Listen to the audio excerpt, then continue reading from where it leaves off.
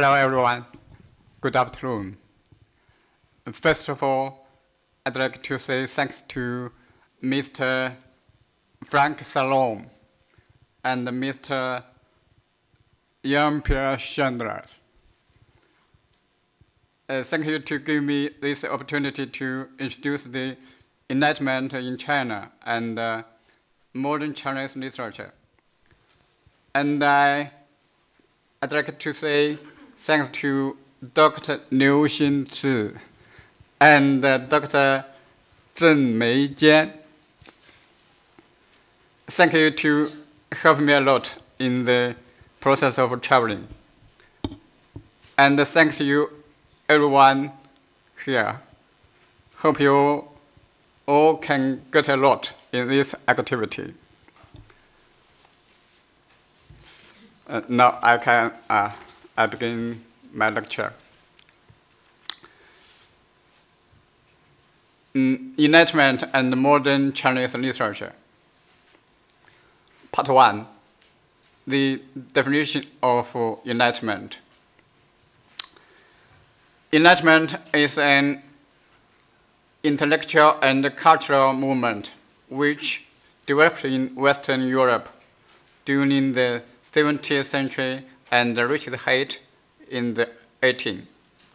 The common element was a trust in human reason as adequate to solve the crucial problems and to establish the essential laws in life, together with the belief that the application of reason was rapidly dissipating the darkness of superstition, prejudice, and barbarity, was freeing humanity from its annual reliance on mere authority and unexamined tradition. Kant defined it as the liberation of mankind from its self-caused state of minority and the achievement of a state of maturity, which is exemplified in its determination and courage to use his understanding without the assistance of another. In China, the understanding to the Enlightenment and the application of this concept is different. First of all, the word Enlightenment was invented in ancient China, which meant that beginners could get basic and introductory knowledge. The beginners are often referred to the children, so the children's education in ancient Chinese is called Enlightenment. In corresponding the primary school, middle school, and university. In its metaphorical meaning, it means the elimination of illiteracy, which was gradually formed after the Han Dynasty. The Enlightenment used by modern intellectuals to describe the ideological and cultural innovation is borrowed from the Meiji Japanese scholars' translation. The foreign Enlightenment until today is not completely understood by ordinary Chinese people. I'll skip it.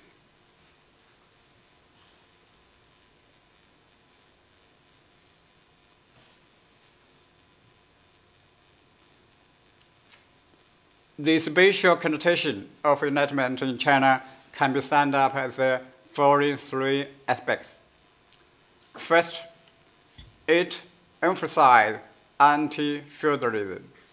In ideology, it mainly criticized the Confucian ethic like the 3 cardinal guides and the 5 constant virtues, means 三纲五常, and advocated freedom of thought, individual liberation, and so on. In this point, modern Chinese intellectuals' criticism of Confucianism is similar to the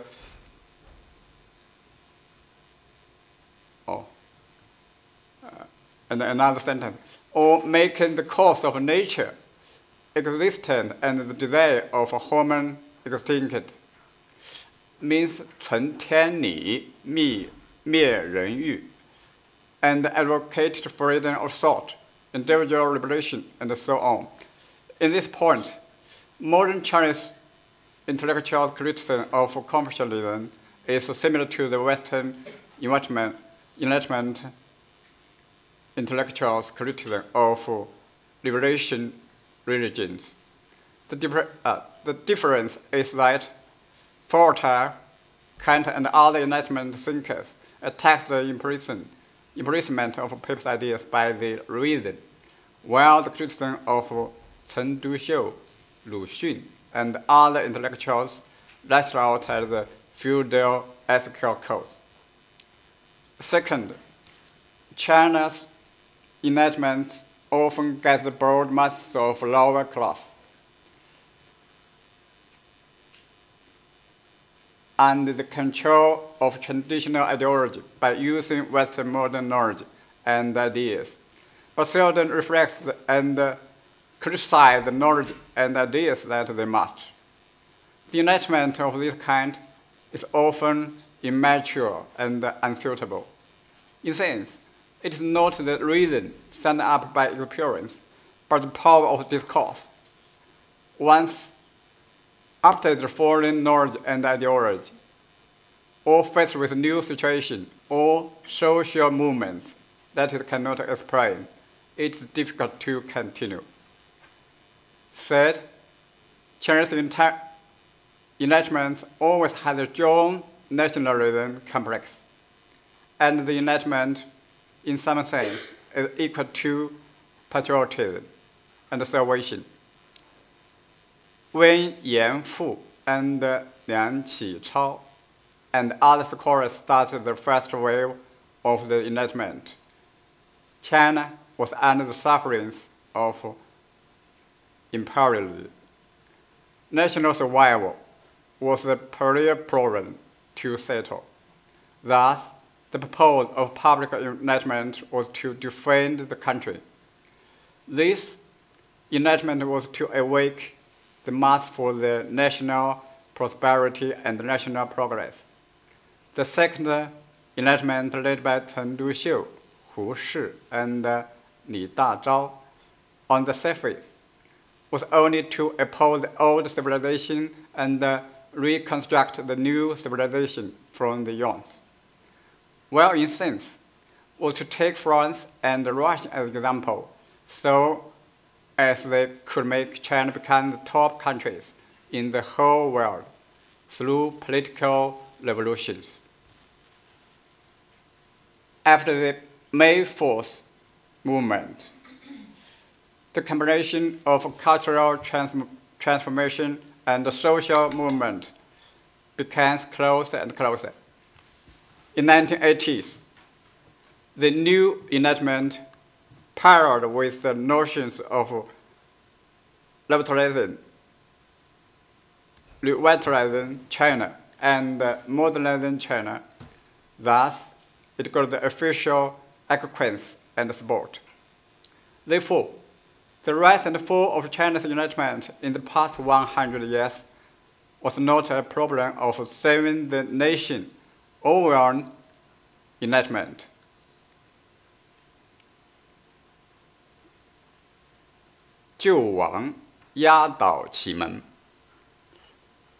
But the problem of saving the nation by enlightenment at the beginning. The purpose of the Enlightenment was to save the nation and the country. If the Enlightenment is to revive in the 21st century, it must also be for the great rejuvenation of the Chinese nation. This is not the same as the Renaissance and the Enlightenment in the 18th century, because in those days, the European intellectuals made cross-border communication to arouse people's nation and liberate Hunan, a human being instead of a citizen in the country, from the shackles of religion.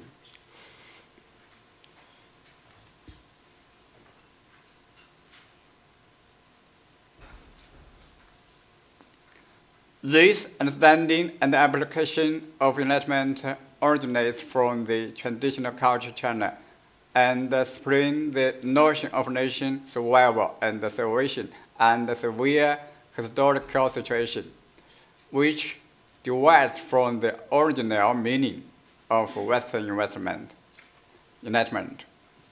For example, the science is a concept of instrumentarian and utilitarian,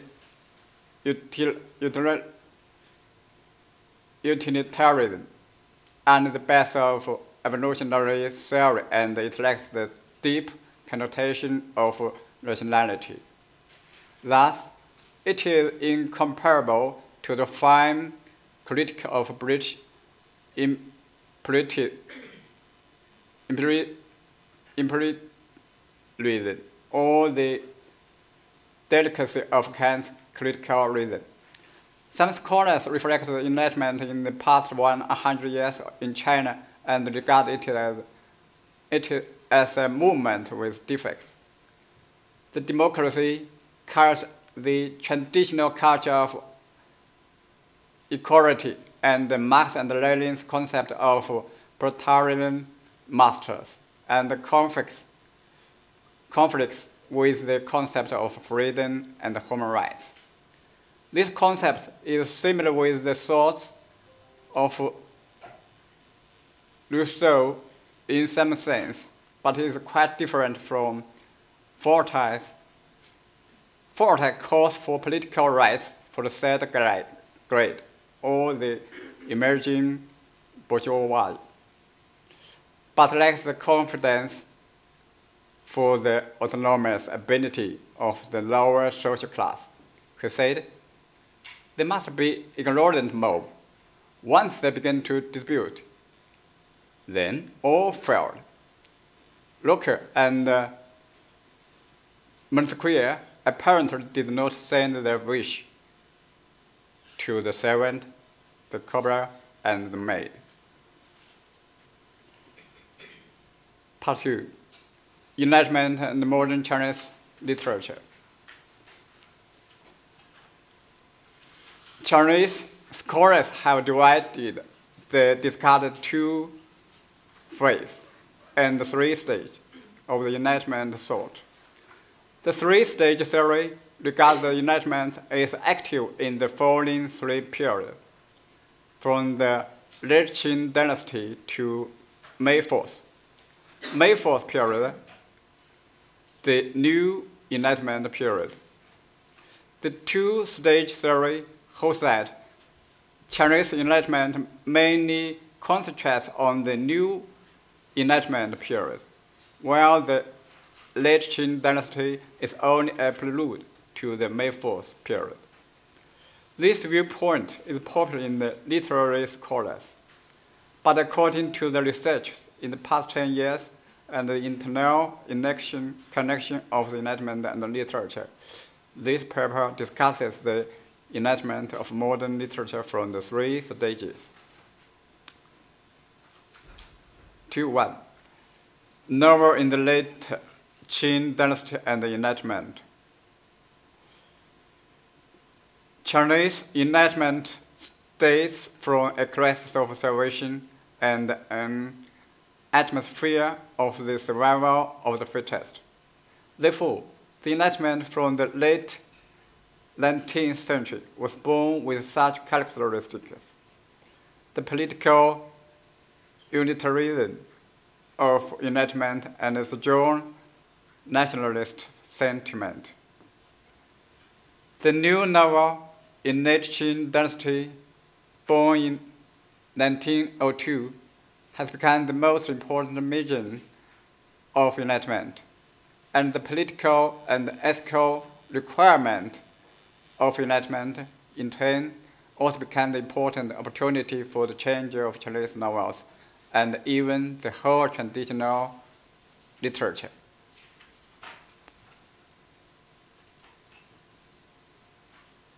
In fact, after two Opium Wars, some Chinese intellectuals familiarizing with the fact and some enlightened government officials started to spread Enlightenment, such as Wan Tao, Feng Guifeng, Xue Fucheng, Zhang Zhidong, and Guo Songtao.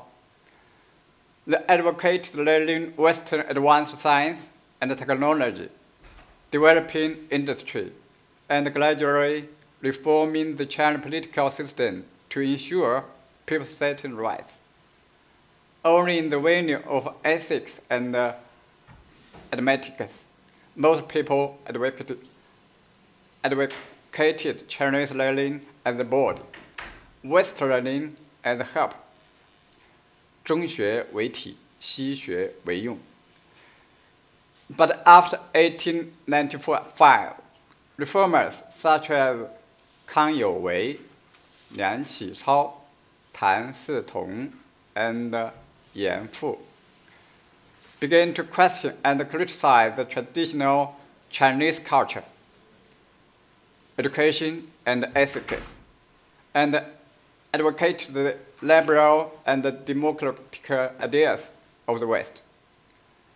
谭嗣同 in his philosophical writing, Benevolence, benevolence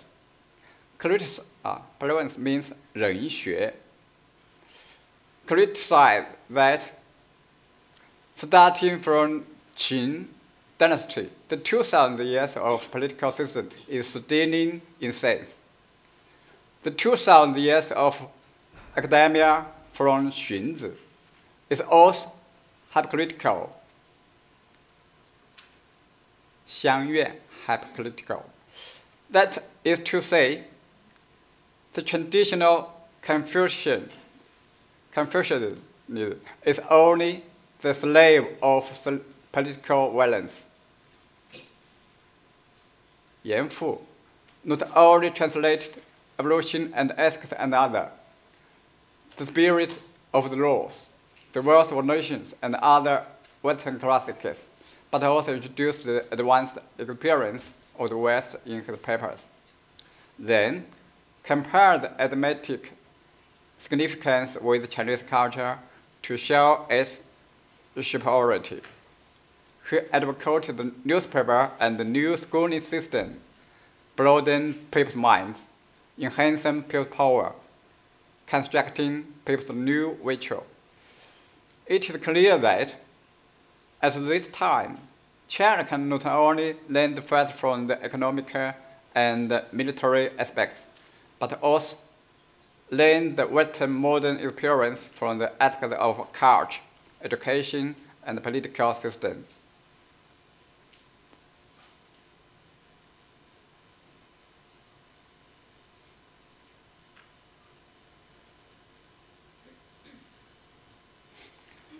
The top-down reform in 1898 only failed.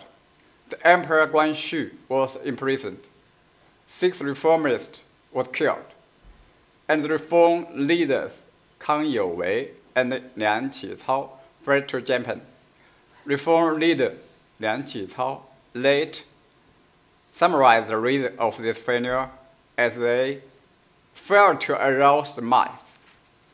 In 1902, he proposed that the top need in China is the new citizens in the New Citizen newspaper.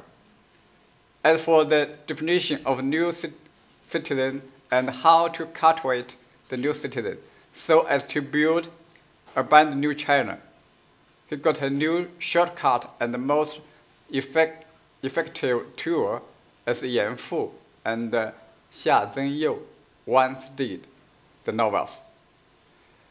Because Chinese novels are written in common language, even those literate can read the novels, let alone the intellectuals. Therefore, if we cannot teach the people by using the great 6 classics, teach them by novels. If we cannot enchant people by history, enchant them by novels. If we cannot enlighten the people by famous saying, enlighten them by novels.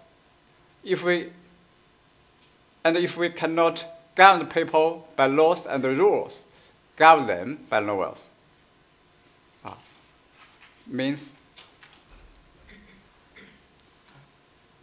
六经不能教，当以小说教之；正史不能入，当以小说入之。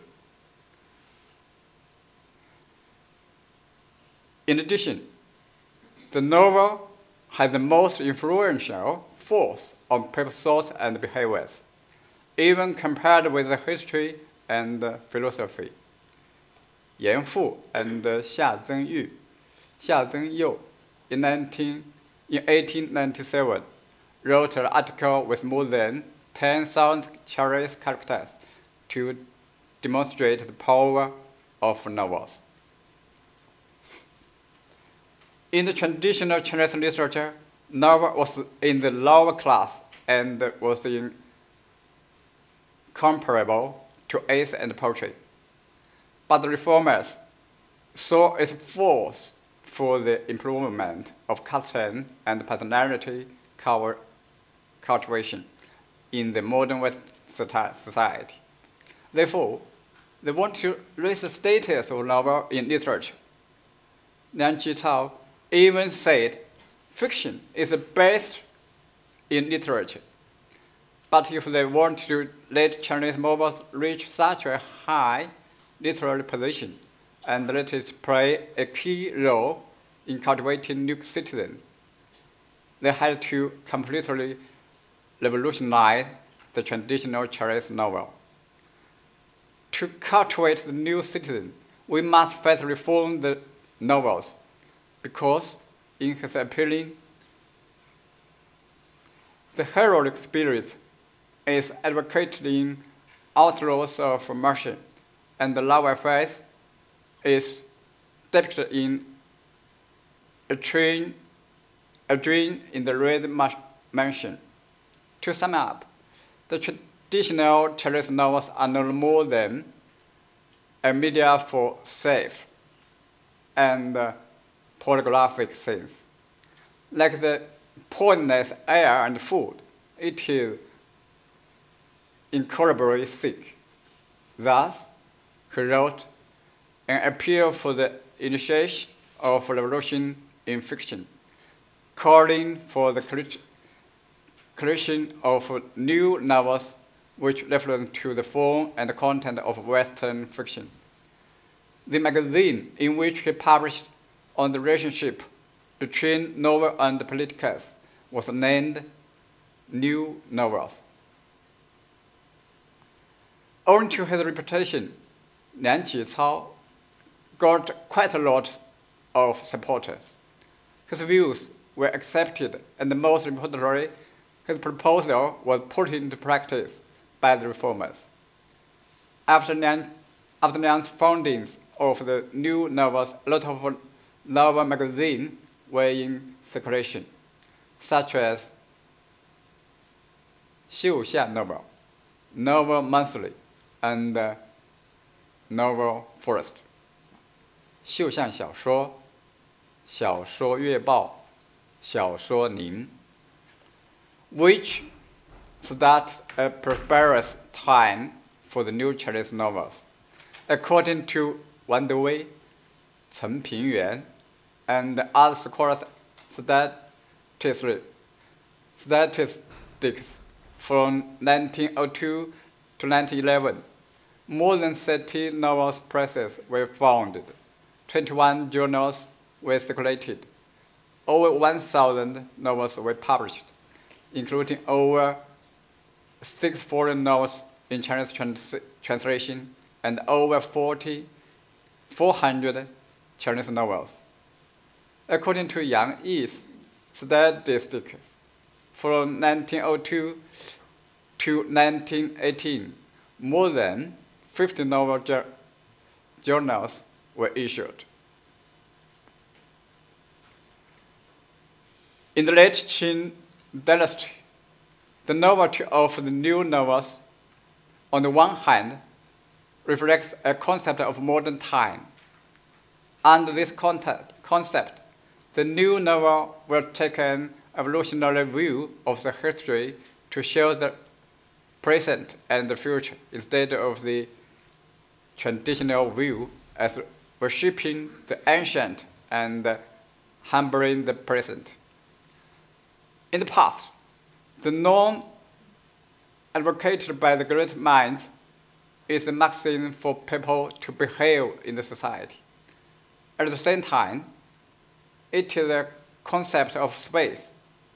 That is, it takes the Western and modern civilization as its imaginary reference to express, evaluate politics, morality, education, and literature itself. In its content, the new novel mostly concerns the political and educational reform, women's schooling, freedom in marriage, science fiction, detective, and reasoning, including the concepts as equality, freedom, constitution, public appealing from Montesquieu and Rousseau, and other Enlightenment thinkers. In this form, it contains the political novel, visionary novel, educational novel, adventure novel, science fiction, and so on, which has never been heard before in China. In its style, it takes examples from Western novels and prose, and focuses on description, especially the psychological description, uses the limited and first-person point of view instead of the omniscient point of view, and replaces the landscape description with the scientific interpretation and political discussion. These changes will subtly change the way for Chinese people to experience and recognize the world.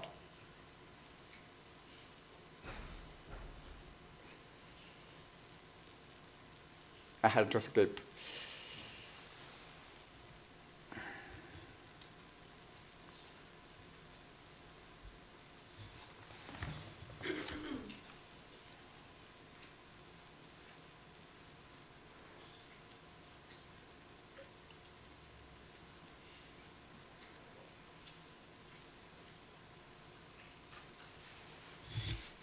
Now we jump to the part 2.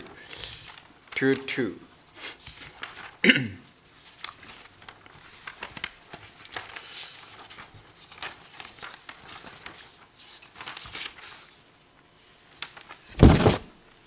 May 4th.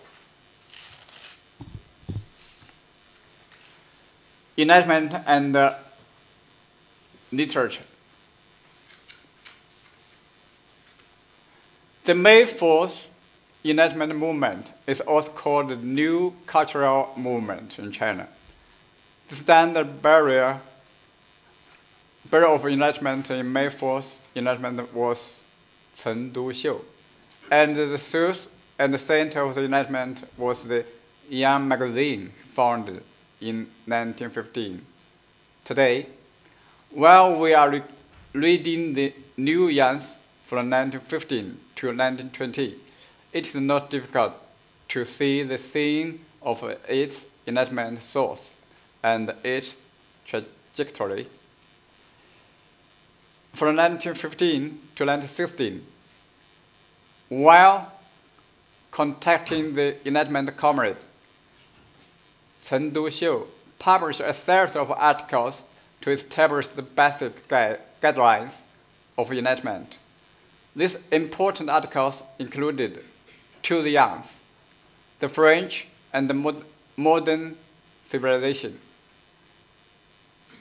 the national fundamental difference of thought between Westerner and Chinese, the Confucius and the Constitution, and our final awareness, and so on. Ideologically, it included the breakups and establishment. On the one hand, it broke the binding of Confucius ideas, and on the other hand, it helped the young people to establish the worldview with the 6 principles as a saint. These 6 principles were independent rather than slavery. The progressive rather than conservative, open-minded rather than close-minded, practical rather than visionary, and scientific rather than imaginary. As the guidelines of the new cultural movement, the 6 principles need to be treated as the basic tactics for adapting to the history and planning for the future, instead of the Enlightenment philosophy. After 1918, Chen Duxiu condensed the 6 principles into mixed democracy and mixed science, the 2 slogans. The 2 slogans of the May 4th movement. After the movement, with the spread in the mass media, the 2 slogans become known even to the women and children. The young ran out to seek their future. The young women called for a marriage with love.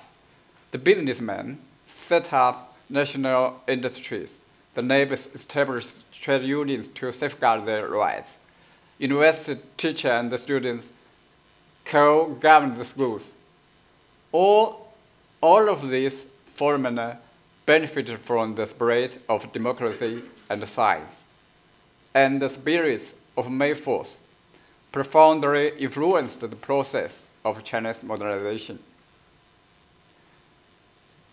In the 1970s, the new Yangs moved to Beijing with Chen Duxiu.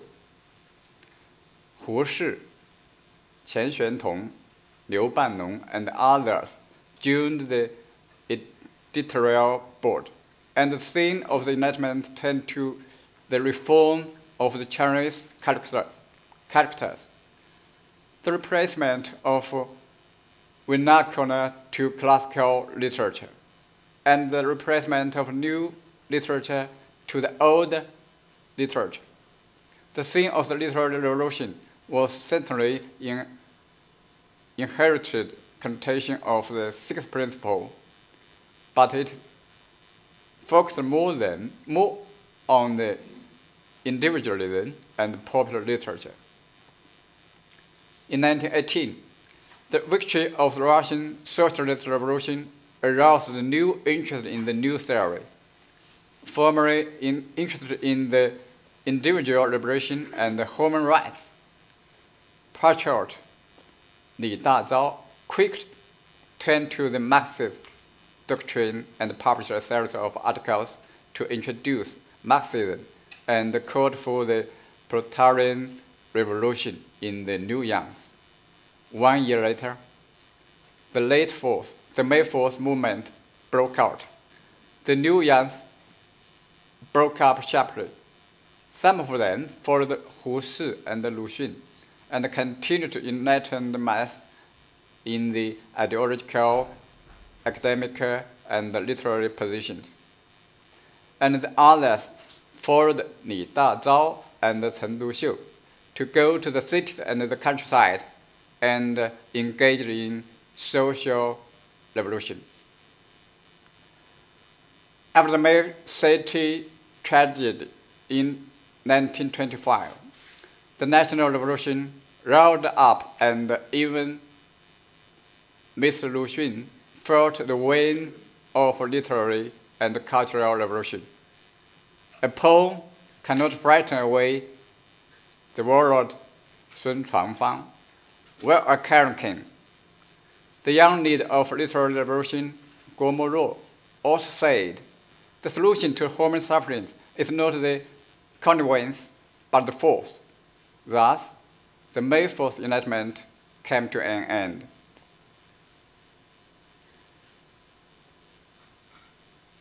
the May 4th literature and Enlightenment. Similar to Liang Jicao's revolution in fiction, the May 4th literary revolution served as ideological enlightenment. The reason and the tone advocated in Chengdu shows on literary revolution was similar, in some sense, to Liang Jicao's views, but was more radical. It not only completely negated the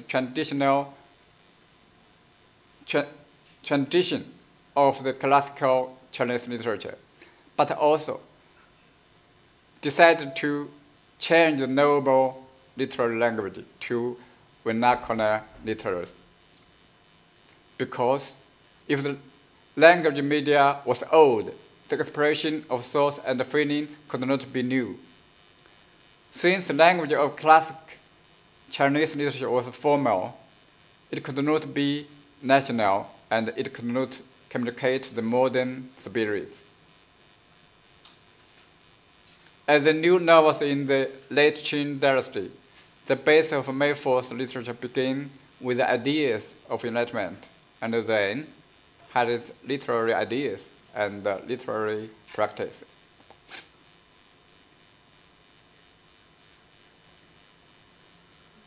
The main career of May 4th literature was, of course, the novels, even though Hu Shi and Zuolin proposed and practiced the new style poetry, but soon people realized that poetry belonged more to the art and was not suitable to convey the moral standard.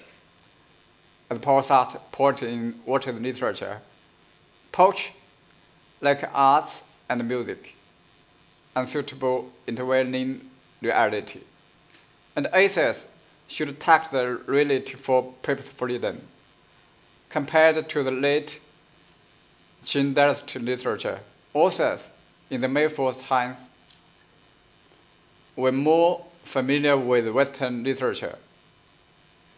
They drew special attention to the balance of ideas and artistic expression.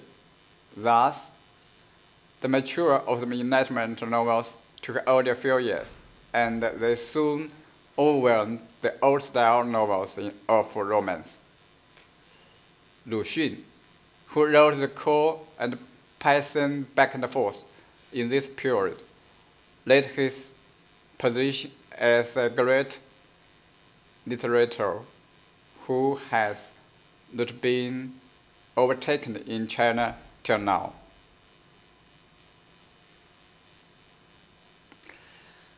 I had to skip to the third period.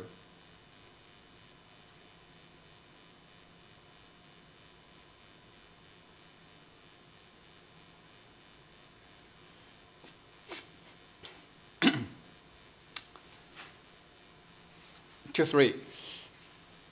Enlightenment and the literature in 1980s. As for the Enlightenment in 1980s, I shall focus on literature. In 1949, the Communist Party of China got a victory and established a new China. The workers and peasants were in power, while the intellectuals were defined as bourgeois, degenerating from the former Enlightenment to groups who need to reform and accept the proletarian's education. Li Zihu once said, in the ideological remolding movements, the intellectuals completely lost themselves, and they only had two things to do. One was to praise, and the other was to repent. The politically outstanding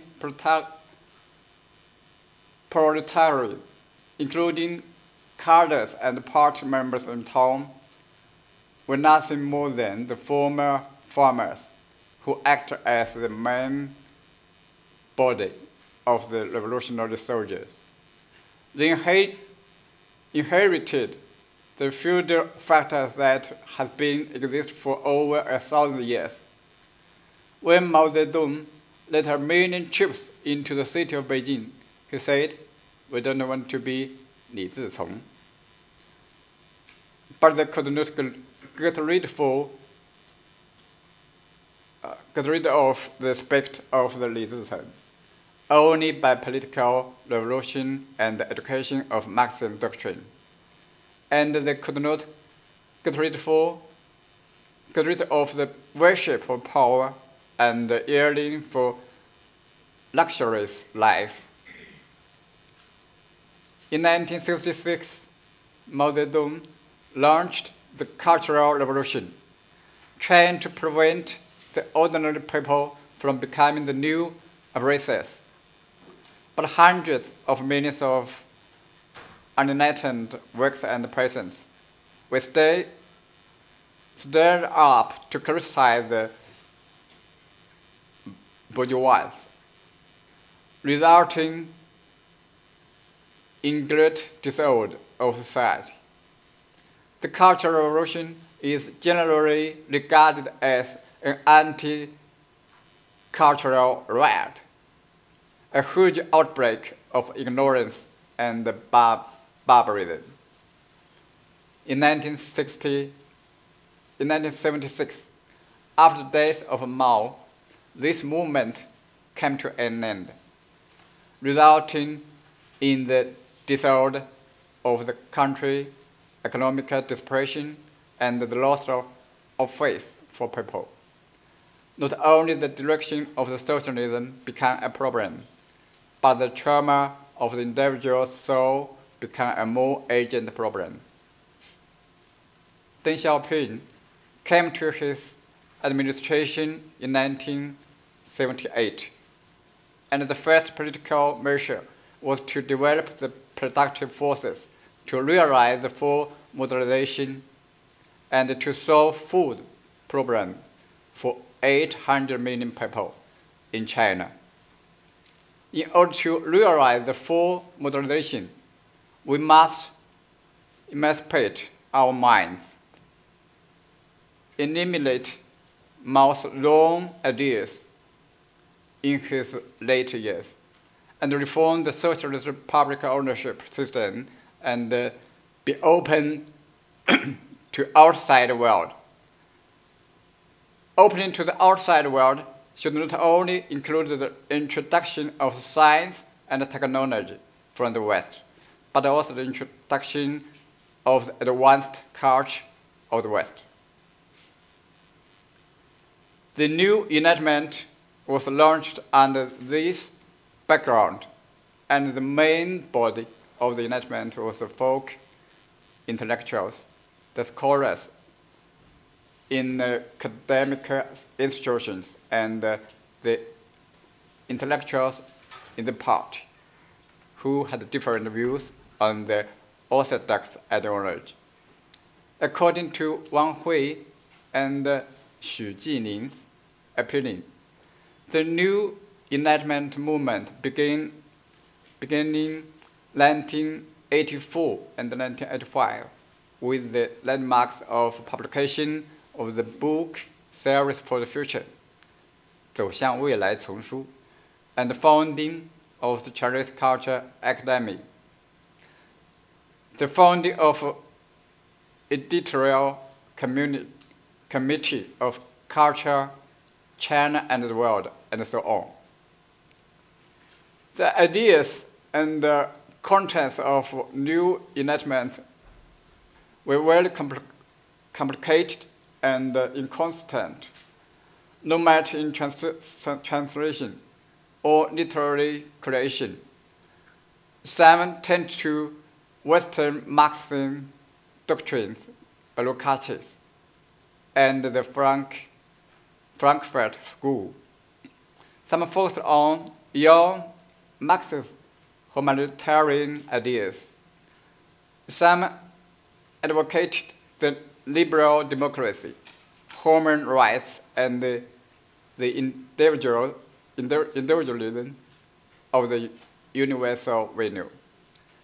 Some preferred non-rational thought from Schopenhauer, richer and subtle. Some even innovated and communicated confucianism from the standpoint of nationalism. But all in all, just as Lisa Ho once said, everything seemed to be back to the May 4th. And everything was like the restart of the Enlightenment, which had been interrupted before. The appeal to science and democracy. The revaluation of all venues, the construction of human subjectivity, and the restoration of human dignity. Although they had different views, the Enlightenment thinks had a constancy in attitude. That was, if China should become modernized, China culture and people must also be modernized. Without the awakening of people and the construction of humanist spirits, China will return to the barbarism of the Cultural Revolution and the Boxer movement.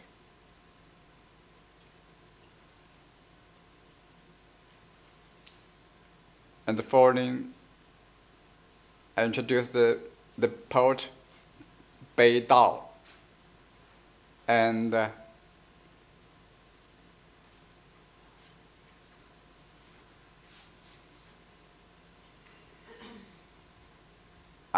we can recite a poem by Bei Dao.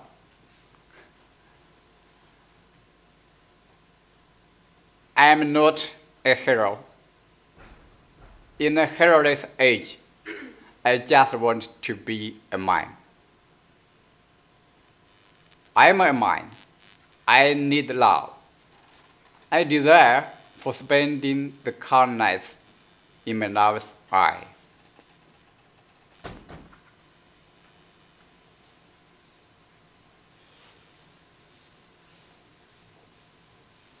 And the second literary form is the Cigar Literature.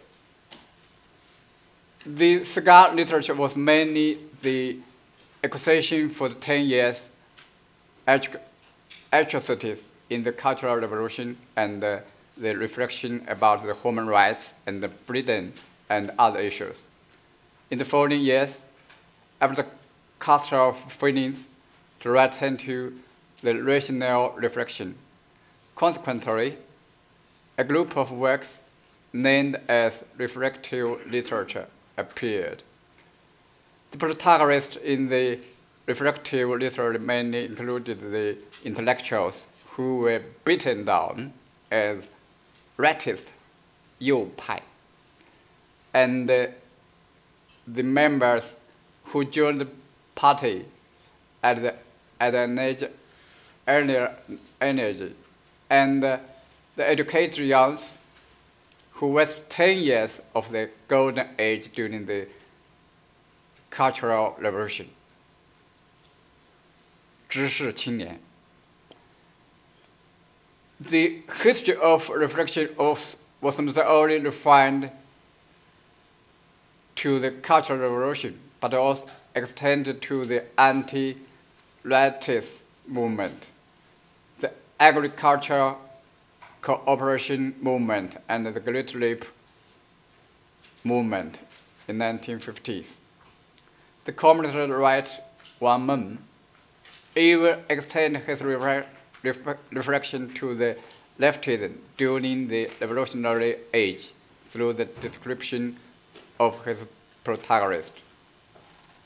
The content of the reflection includes who and what caused the double trauma for the nation and the individuals. Must people sacrifice themselves for the cause of extinct socialism? Must individuals get the identity of citizenship in the cost of any nation? In addition to class nature, do people share some universal human nature? With the deepening of this reflection mainly rise when no longer confined to the interrogation of the political reality. Thus, they tend to touch the cultural criticism and philosophical proposition on humanitarianism.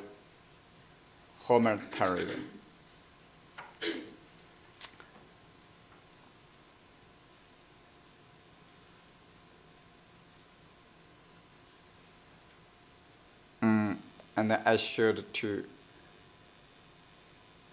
end here. Thank you very much.